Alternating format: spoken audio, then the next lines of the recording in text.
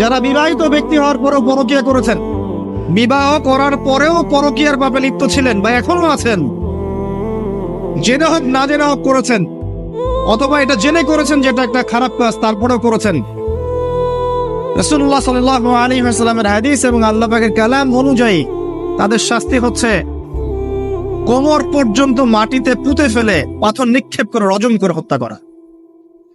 Islamic যদি কোন রাষ্ট্র থাকতো বা এটা যদি হতো, বা এটা যদি ইমামুল মাহদির যুগ হতো বা ওমর রাদিয়াল্লাহু আনহুর যুগ হতো, তাহলে এই শাস্তির বাইরে আপনি চলতে পারতেন না যদি এটা প্রমাণ হতো।